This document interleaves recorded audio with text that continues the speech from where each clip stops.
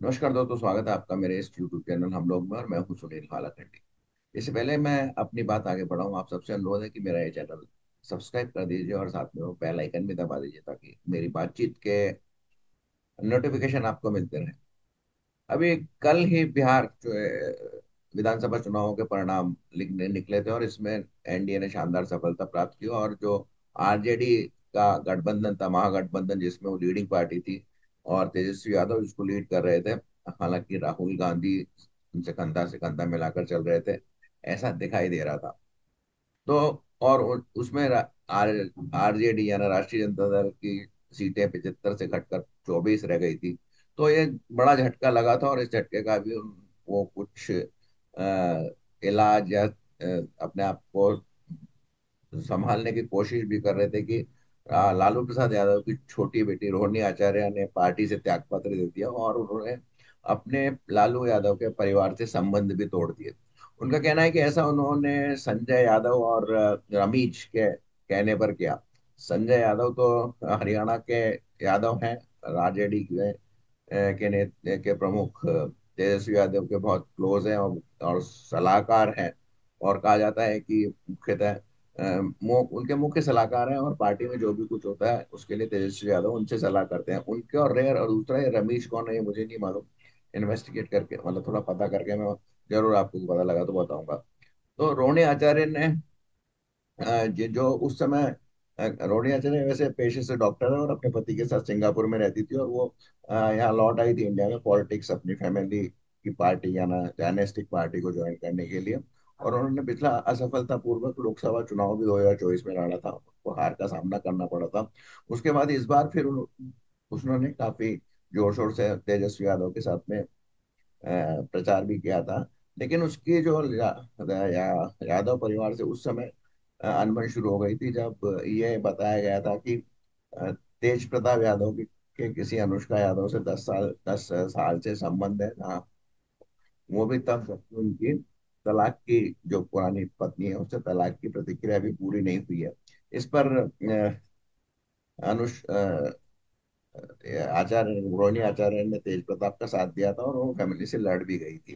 तेज प्रताप को इसके चलते लालू यादव ने पार्टी से भी निकाल दिया था और अपने फैमिली से भी बेदखल कर दिया था, यानी पार्टी और फैमिली दोनों से बेदखल कर दिया था। और लेकिन रोहिणी आचार्य ने अपने पिता को यह सौभाग्य नहीं दिया कि वो उनको पार्टी और फैमिली से बेदखल करे। उन्होंने खुद आगे होके ये कर दिया और अब वो शायद अपने सिंगापुर बेस्ड पति के पास फिर से चली जाएगी। रोहिणी आचार्य उस समय खबरों में पेशे से डॉक्टर है और उस समय खबरों में आई थी जब उन्होंने अपनी किडनी डोनेट की थी अपने पिता लालू प्रसाद यादव को सिंगापुर में। तो लेकिन उस पर भी लोगों ने कंट्रोवर्सी की थी। कई लोगों का कहना है कि ये झूठ बोल रही है, उन्होंने किडनी नहीं दी थी, वो किडनी कहीं से खरीद के ली गई थी। इस पर काफी गर्म हो गई थी और उसने कहा था कि उस चैलेंज किया था कि कोई ये प्रूव करके बताए कि मैंने अपने पिता को किडनी नहीं दी थी। तो इस तरह की कंट्रोवर्सी चलती रही थी। लेकिन जानकार सूत्रों का कहना, जानकार मतलब जो विश्लेषक है उनका कहना है कि ये एक पहला राजनीतिक परिवार है जिसमें एक परिवार की जिसको डायनेस्टी को आगे ले जाने में एक हिस्सेदारी होती, मतलब रिफ्ट तो काफी पहले से सामने आ गई थी। तेज प्रताप यादव और रोहिणी यादव और तेज प्रताप यादव रोहिणी यादव एक तरफ थे और तेजस्वी यादव एक तरफ थे। तो मीशा भारती किधर है अभी पता नहीं, लेकिन वो फिलहाल ऐसा लगता है कि वो ओरिजिनल आरजेडी में ही है क्योंकि वो शायद सांसद है उसकी। तो वो अगर छोड़ेंगी तो उसकी सांसद दी जाएगी, तो इसलिए वो कुछ ऐसा कदम नहीं उठा रही है। पर वो बहुत ज्यादा सक्रिय नहीं दिखी इस विधानसभा चुनाव में। और अब जबकि इसका पतन शुरू हो गया है, मतलब अब तक के सबसे कम सीटों पर वो आ गए हैं, तो फिर जैसा होता है कि जब जहाज डूबता है तो चूहे भी छोड़ देते हैं, तो वैसा ही शायद रोहिणी आचार्य ने किया होगा। शुरू में उसकी एम्बिशन जरूर रही होगी, लेकिन जब उसको लगा कि वो लोकसभा चुनाव हार गई है और अब पूरी पार्टी ही डेसिमेट हो गई है तो उन्होंने वो पार्टी छोड़ दी। तो आपका क्या विचार है इसके बारे में जरूर लिखिएगा।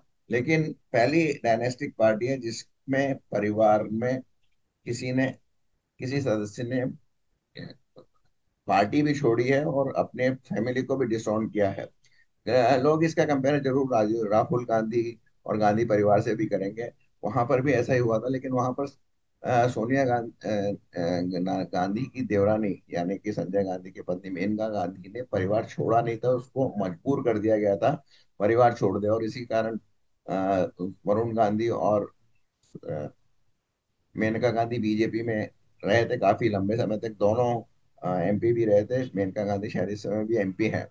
तो कंपैरिजन नहीं किया जा सकता। उन्होंने अपने से उनको पार्टी से निकाला गया था, उन्होंने अपने से घर से निकाला गया था, क्योंकि गांधी परिवार की बहुत ज्यादा प्रॉपर्टी थी।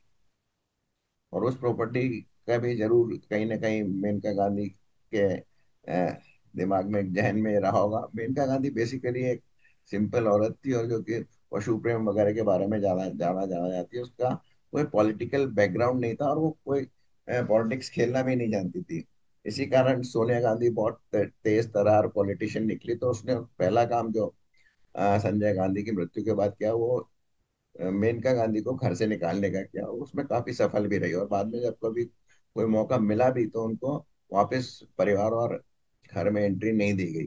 तो अगर एक ओवरऑल दृष्टि से देखा जाए तो संजय गांधी मेनका गांधी को परिवार से अलग किया गया। और अब यह एक बहुत बड़ा उदाहरण है कि डायनेस्टिक पॉलिटिक्स में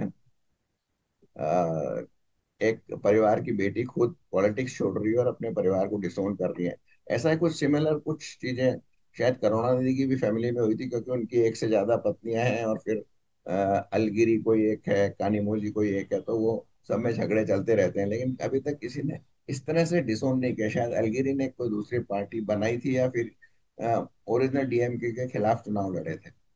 ऐसे आपके भी जहन में कुछ होंगे तो जरूर मुझको बताइएगा कमेंट में लिख के। और ये आपको बातचीत अच्छी लगी हो तो उसको शेयर कीजिए, और लाइक जो जरूर कीजिए। और बहुत बहुत धन्यवाद यहाँ तक बने रहने के लिए। जय हिंद, जय श्री राम।